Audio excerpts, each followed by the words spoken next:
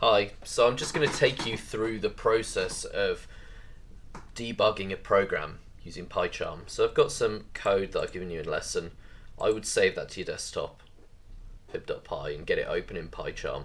I've already got it on my desktop, so I'm just going to click cancel there, and then I'm going to go into, I might even just go to PyCharm and open it up. Let's close that down. I go file, open ... and then choose my desktop.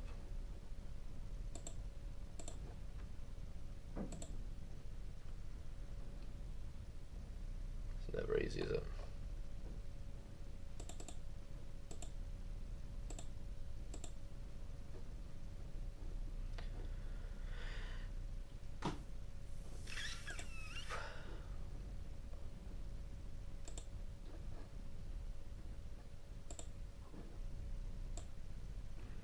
Right, so I'm just going to go into onto the desktop, and I'm going to go and find the file fib.py. Just make sure you do open it with PyCharm and not some other thing that you've got installed. I suppose while it's loading, I'll just talk to you about the various different programs that you're probably aware of. You got your integrated development environment. That's PyCharm.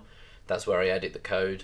There's another program that will be installed maybe in many places on your computer called Python, and because you have multiple versions of that, you have to link the configuration of PyCharm to a specific version, and that's what's in the bottom corner. And then finally, I've got my fib.py. That's my source code, which is written in Python. So I'm going to configure an interpreter. Just going to hit up Python 3.9, and it's still not showing that it's running. Maybe it's just waiting for something. I don't know. Well, I'm going to right click and I'm going to run this file.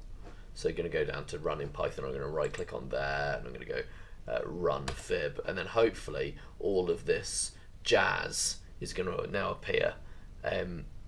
Now, at the moment, it's just hanging in there because we've got an infinite loop. So there's actually like two problems with it. One, the fib sequence is outputting the wrong sequence. It's starting at 1.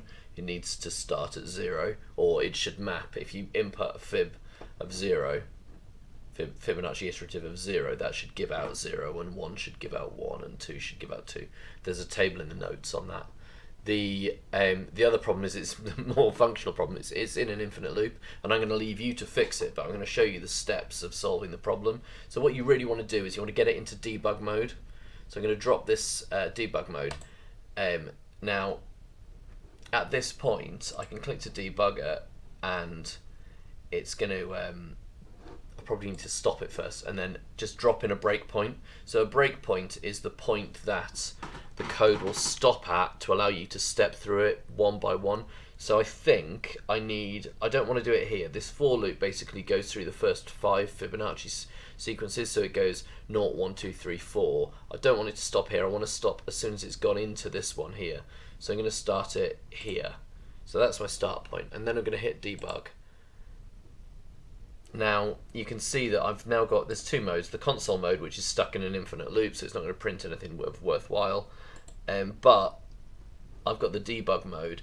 We've got these, this is a list of frames, so you have, like, when a program runs, it gets moved into different areas of the RAM, and when the module is loaded, that becomes like there's 1 frame here, and you can see the variables associated with it. In this, when it's run, it's only actually got 1. And then when you call a function, the 1 variable there is I, and when you call a function, then that function gets its own frame, and so each of these functions will be shown here, and I can step through these. So I'm looking at this one, and as it assigns values to variables, it will add them to the watch list. So I'm going to step through. We've got step over, that means basically execute the instruction. Step into, if I'm calling a function, it will go one line, it will go into the code for that function, so it will open up the module where that function's called. I don't need to use that because this is, if I'd set the breakpoint here, maybe I would. In fact, let's demonstrate that by adding that breakpoint there. So I'm going to stop it, I'm going to add an additional breakpoint there, and I'm going to run it and see what happens. So, okay, well, it just dropped on the first breakpoint. Let's see what happens if I do that, and then stop it, and then run it, debug it. Okay, cool. So here, I could step over it, but I think at that point it's going to go into the infinite loop. So if I step over, I don't think it's ever going to get out of that. I need to step into it, and then it goes into that function. Do you see? So that's the difference between step over and step into. And step out of means just quit the function here and then, but then in order to, that won't work in this instance because this is an infinite loop. So I'm going to step into it.